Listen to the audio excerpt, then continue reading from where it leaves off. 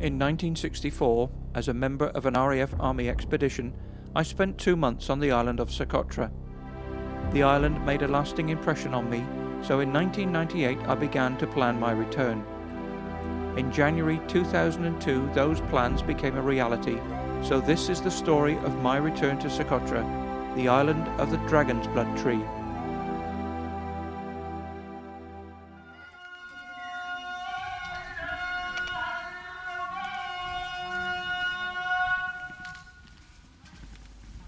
Sana'a, the capital of the Yemen. All visitors to Socotra pass through this ancient city where the architecture has been unchanged for centuries. This is the land of the Queen of Sheba, who it is said visited King Solomon in the 10th century.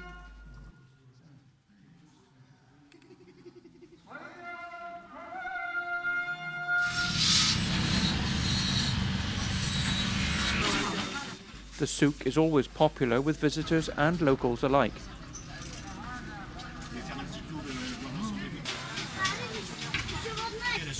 The sounds of the workers in their shops and the fragrances drifting from the stalls bombard the senses. This is an experience not to be missed. A member of the team wants to purchase a janbiya, one of the curved daggers worn by Yemeni men as a status symbol.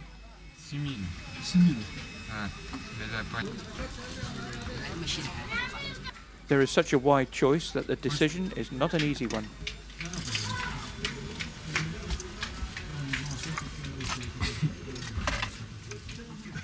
The shopkeeper does not have severe toothache. He is chewing leaves of cot, which give a feeling of euphoria to the chewer. Cot is not addictive, no more than an English cup of tea. 3005 et 1500 et...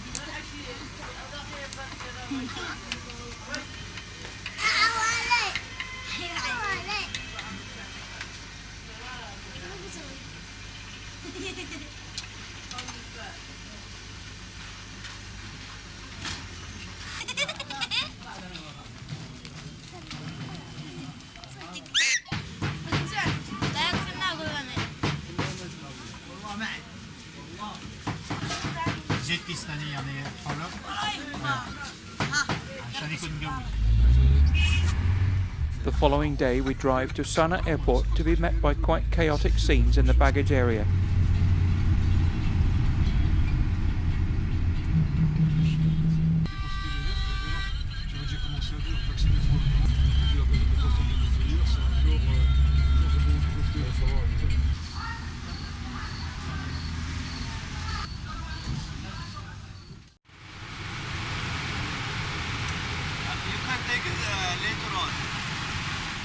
Eventually we are on our way to Socotra via Rayan.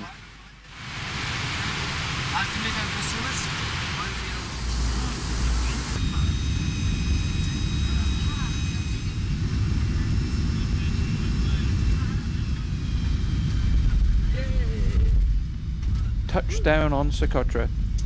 The flight has certainly been quicker and more comfortable than the flight in 1964.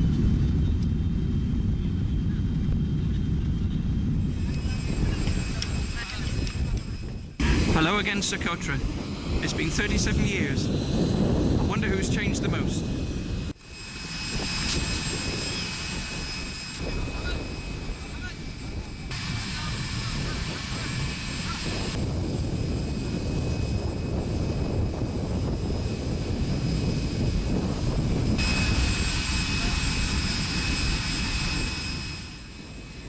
As the aircraft is unloaded, the chaos is the same. It's just that there's more of it.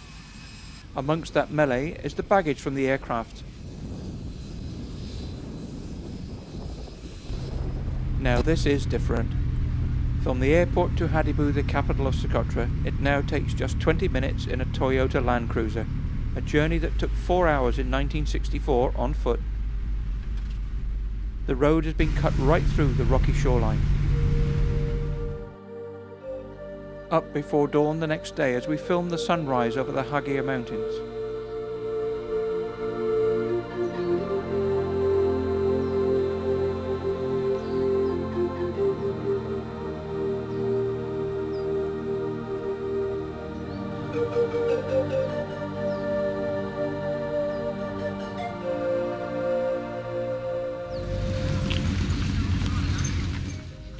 A new day is starting in the main street of Hadibu.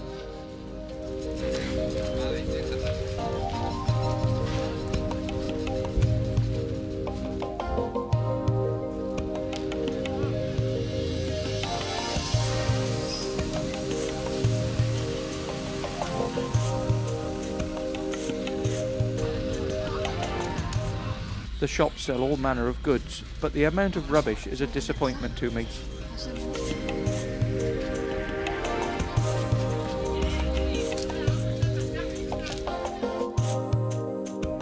Most of the children are willing to be photographed, and the older ones are also not shy of the cameras.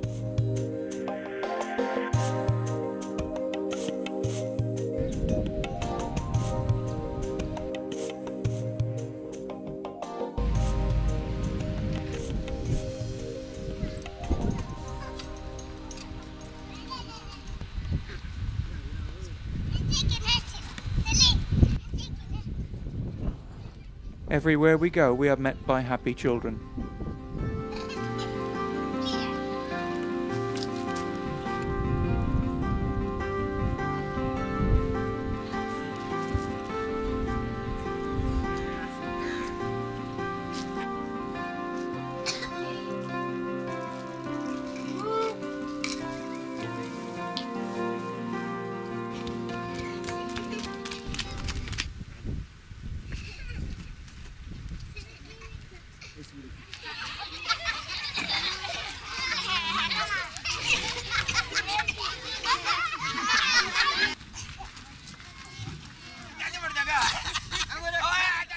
Happy children and happy men.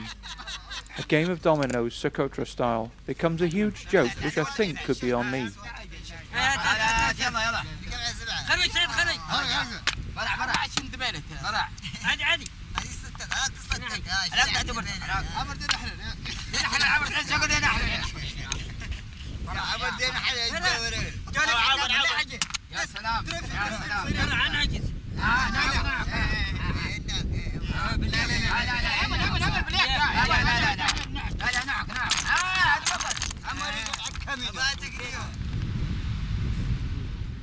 At this point we are quite close to our old campsite, and the views of the mountains bring the memories flooding back.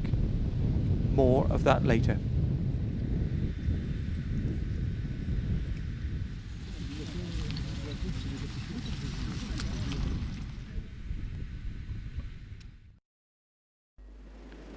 The next day we prepare to leave for the area of Hot Cave, about 30 miles away.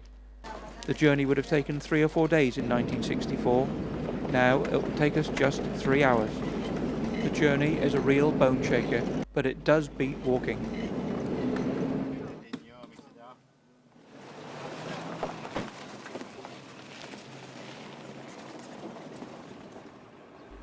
We make the occasional stop to film and photograph the breathtaking scenery.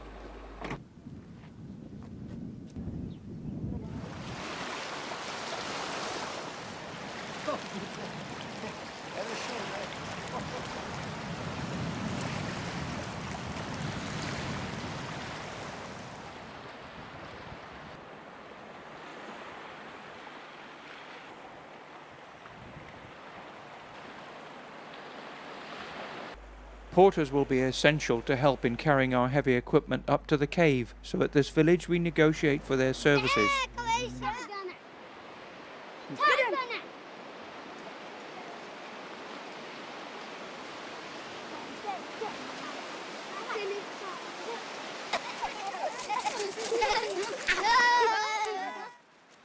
I find myself the centre of attention for the boys of the village. At first they're wary of my cameras, but once they know what they are for, I can take as many photographs as I like.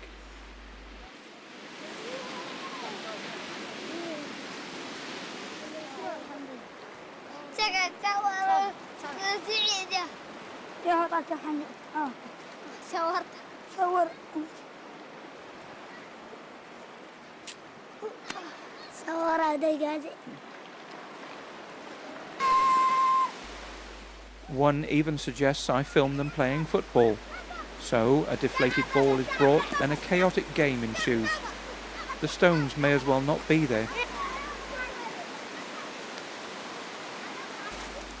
Eventually a goal is scored and they all go mad with delight. I leave these carefree boys to their meagre existence in this village, wondering how children with so little can be so happy. A few miles from the village and a short drive through the scrub, we reach the end of the road. From here, all of our equipment and provisions must be carried up to the cave entrance 1,000 feet above us. We shall be there for 5 days.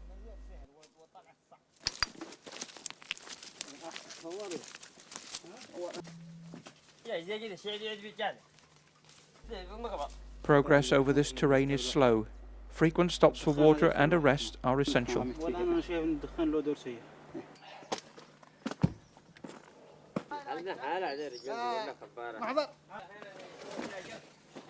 It would be very easy to turn an ankle on the loose rocks.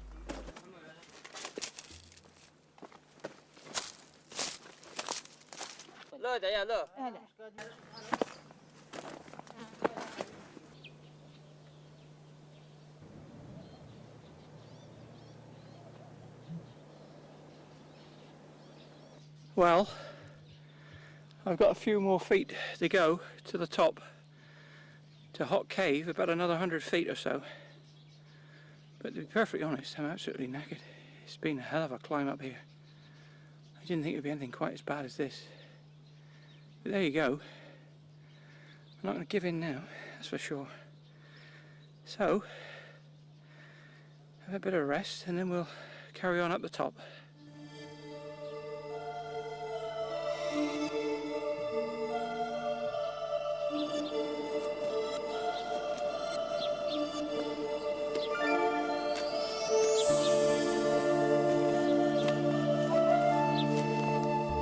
The climb took about 3 hours.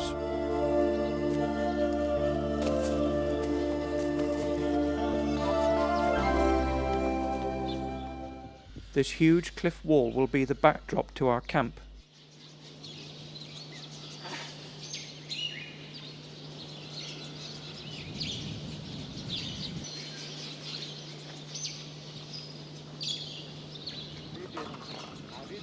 You drink tea, John? I'll always drink tea. Yeah, anytime. Anytime, yeah? Anytime. Tamam, eh? Yeah, tamam. And some a lot of sugar, yeah, in here. I don't know. No sugar. Yeah, too much. Professor Robin and Dr. Dridi question one of the locals about the Socotra language.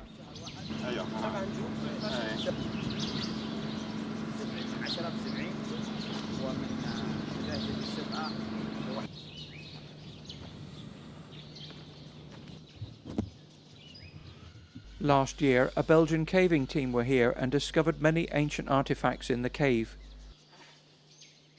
2 experienced cavers returned from a reconnaissance in the cave and confirmed the artifacts are still there.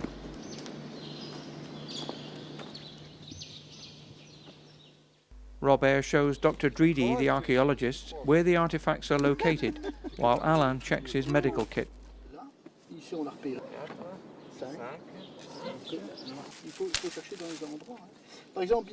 Supper is fresh tuna, rice and pasta, tinned fruit and tea and coffee. We eat well up here, we have to. The next morning we set off to explore the cave.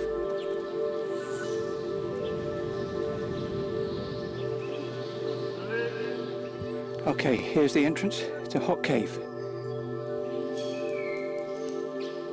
Pretty impressive. But we are not prepared for the spectacle we encounter.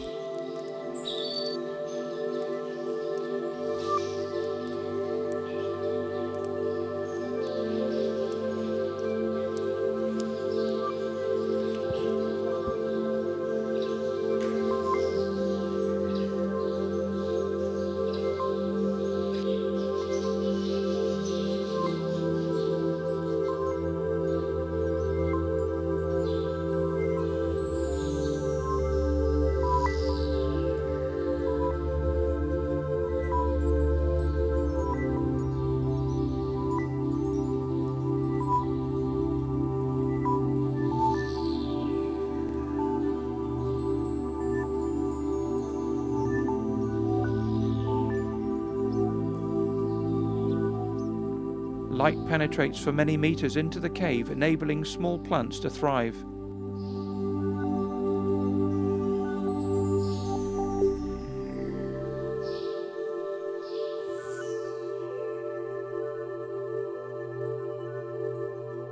Eventually the light fades completely, and we are now totally dependent on the lights we carry.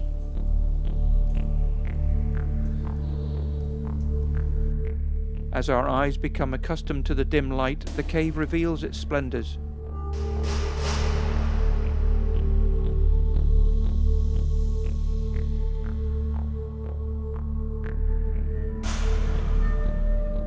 This is awesome.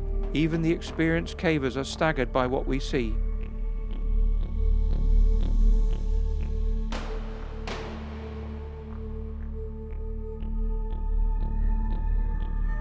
Only powerful lights can reveal what lies in this enormous cave.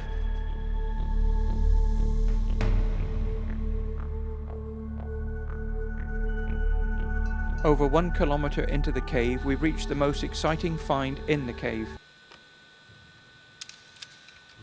Discovered in 2001 by the Belgian caving team led by Peter de Geest, this wooden tablet is an archaeological treasure.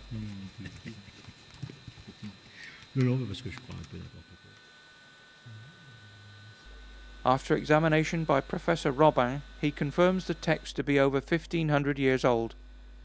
Yeah, wonderful. Thanks. Many questions about the tablet are unanswered, such as why place it here? How long has it lain here?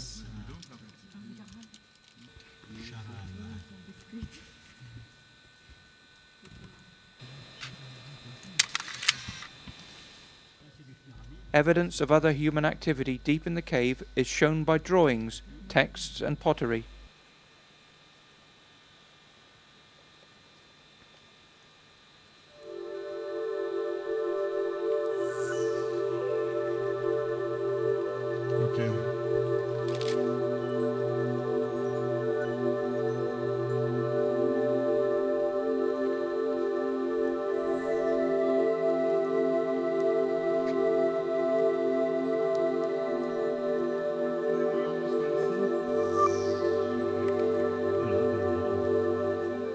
This pot contains charcoal, so perhaps it was used as a source of light.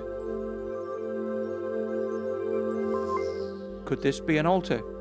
The pot is covered with calcification, so it must have lain here for many years.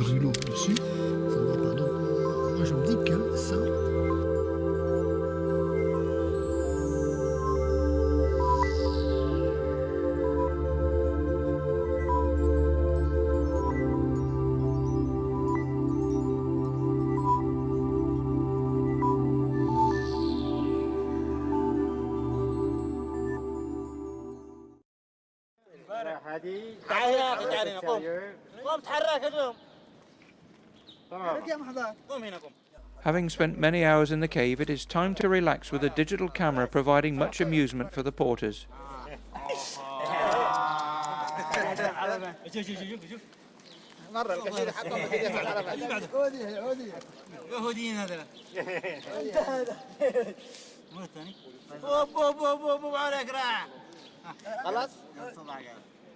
خدمات ثاني مالي بس ليش احنا بس باقي شكرا جزيلا والله يا جدع عمر تعال عمر شوف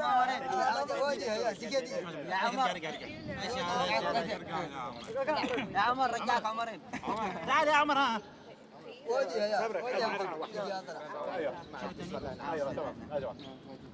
مع السلامة شكرا لكل شيء. The porters return the compliment with impromptu drumming.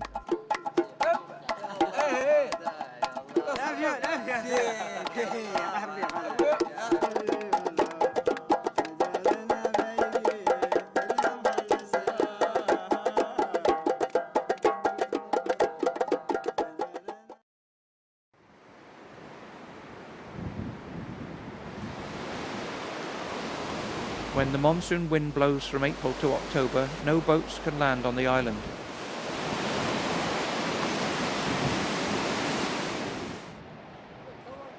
After 5 days at Hok Cave, we head back towards Hadibu, stopping on the way to film the villages and the villagers.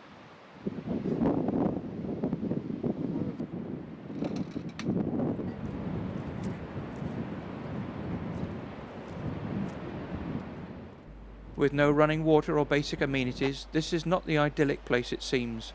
Life is hard here.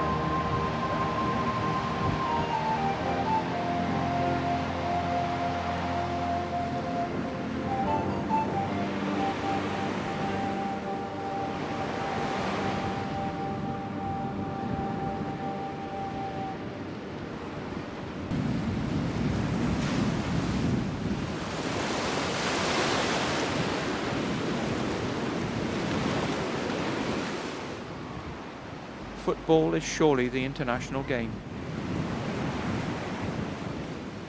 My friend Nizar from Sana.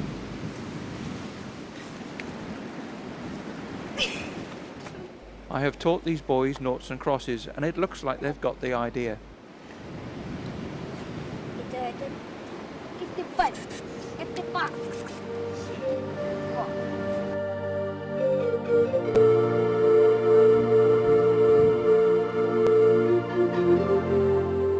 It's the end of a long day as we admire the evening light.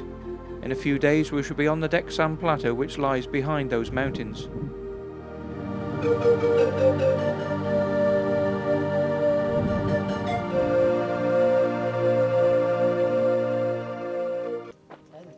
The road to the plateau rises to 3,000 feet and is a tortuous, uncomfortable and sometimes scary 3-hour ride in a 4x4 vehicle. The views, however, are stunning, and we make frequent stops to film them.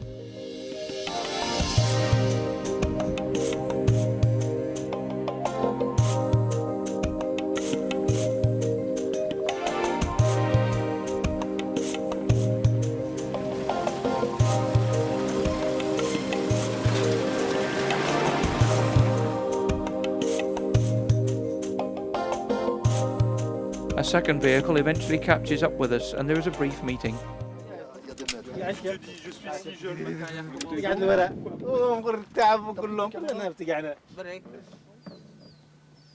Cave dwellings are evident up here.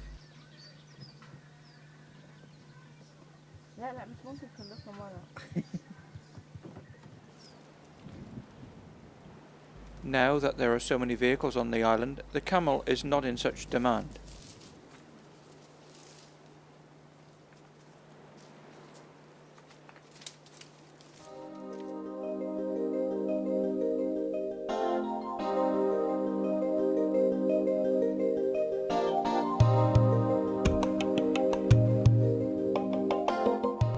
At over 1,000 feet above sea level, this is the domain of the dragon's blood tree.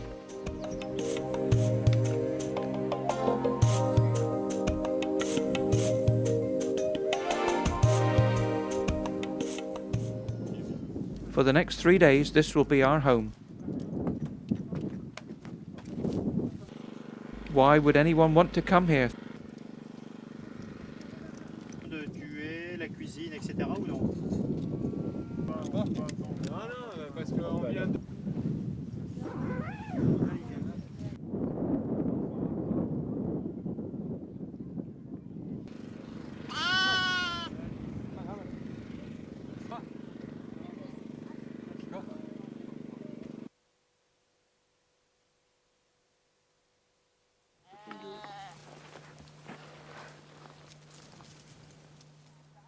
The terrain is covered with this scrub and loose rocks, making walking difficult.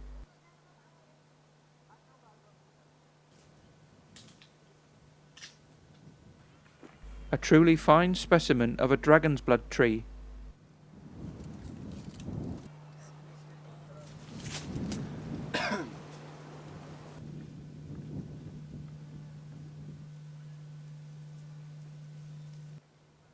The film crew have arranged for a local man to show us the process of getting dragon's blood bark and having it prepared for use as a dye. The Egyptian vulture wonders what all the fuss is about. Bark from the tree is knocked off into a basin.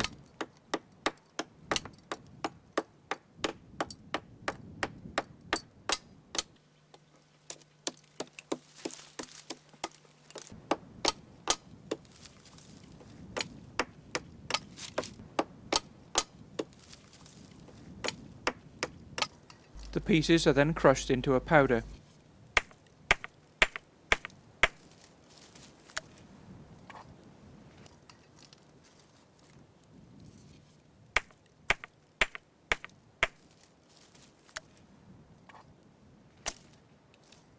The bushes are home to many varieties of wildlife, like this small spider for instance. Small it may be, but it has a poisonous bite.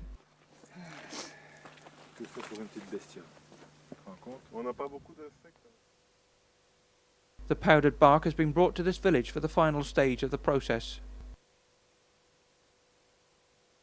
The powder has been heated, which turns it into a hot resin, and this is rolled into pellets.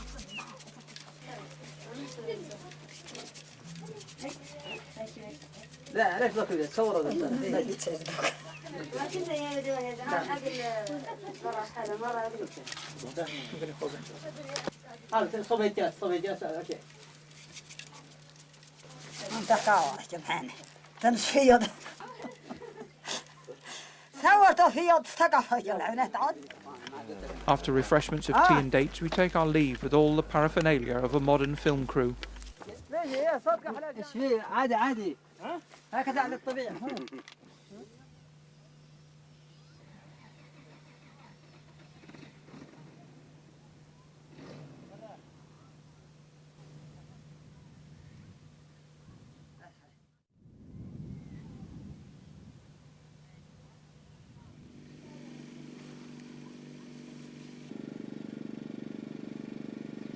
Dr. Dreedy, the archaeologist, writes up his notes while a cup of tea is always welcome, especially in the rain.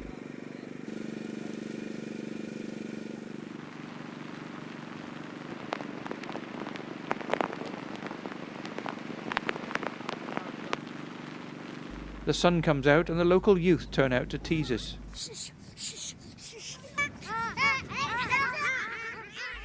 They have been told to go away, but boys will be boys, and it becomes a great game for them.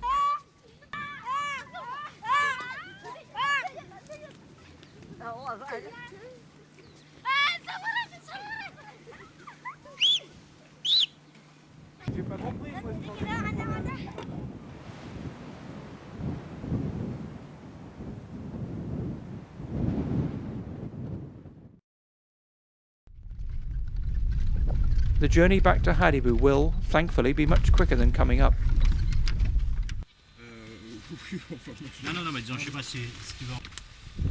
An aloe was spotted by the road, so we stopped to examine it.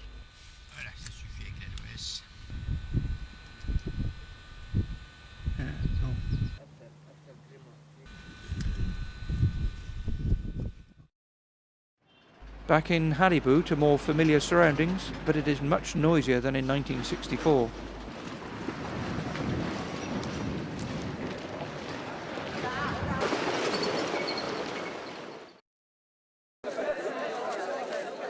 It had been my wish to take a group photograph of children in a local school. This would be a first on Socotra.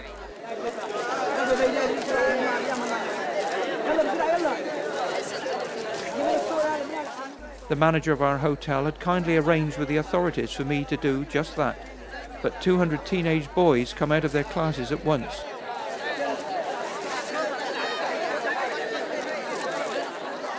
The cameraman now is the hotel manager, and he is doing an excellent job. The boys were on a 1-hour break and were not happy at being kept waiting for me.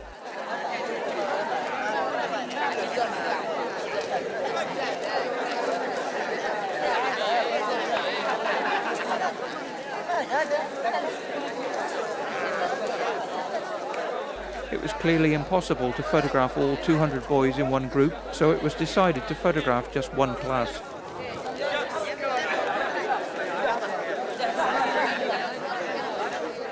The problem then was to move the rest out of the way and make some arrangement of the group. No chairs were available.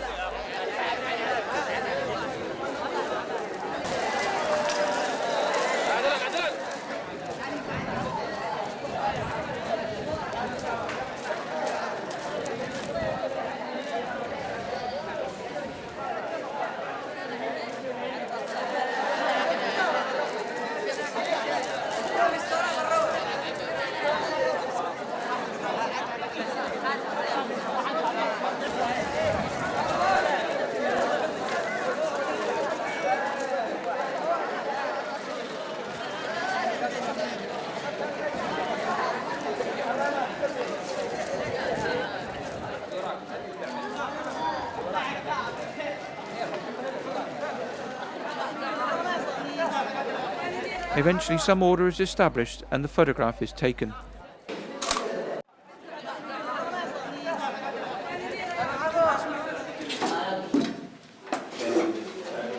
I was allowed into the classrooms for more unique photographs, but some boys were clearly not happy with my flash.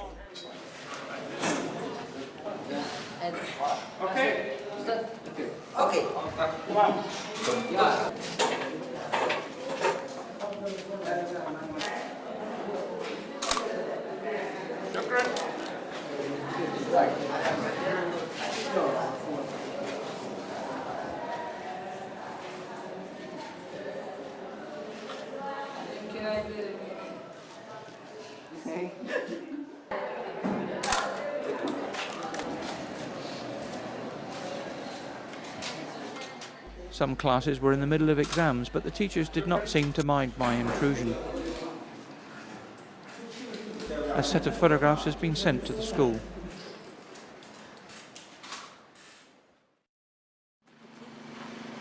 This area is believed to be the site of an early Christian church. It is known that the Portuguese were on the island in the 16th century, so the site could date to then. Dr. Dreedy is in his element.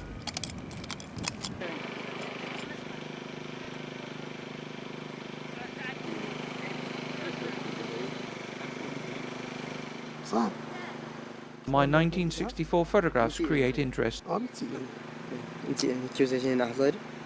النور مسكت النور هذا قصة سطع ليت الشعر تقاطر سير بس انك حضار يدي لك صور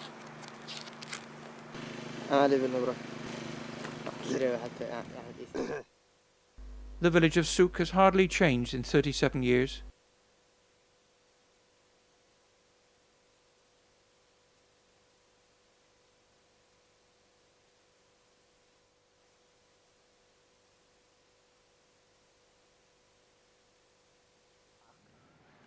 Professor Robin takes the opportunity to check the pronunciation of the Socotra language. مش لت لاك ايوه الله لا الله يعني ثلاث انواع. ثلاث انواع بس يختلف النطق بين قرية وقرية. In 1964 I stood very close to this spot. A colleague and I climbed to the top of the hill, but now with all my camera equipment I decide that it is too much and settle for a lower hill.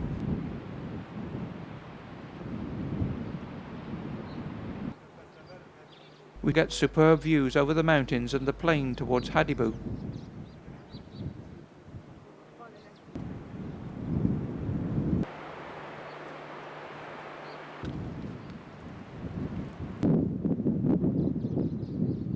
The village of Souk in 1964, and this is how it looks now.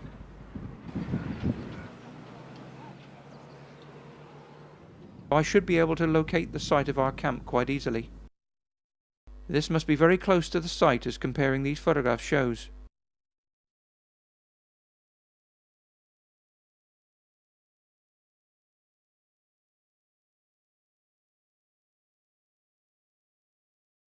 Two days before we left in 1965, we had made a cement plaque with details of our expedition. It should be here somewhere. I spot a small pile of rubble, and this looks promising.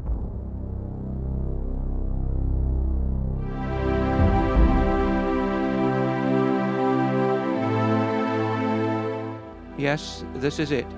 Smashed to pieces, possibly by a Russian during their occupation of the island, but there is enough to make out part of the inscription.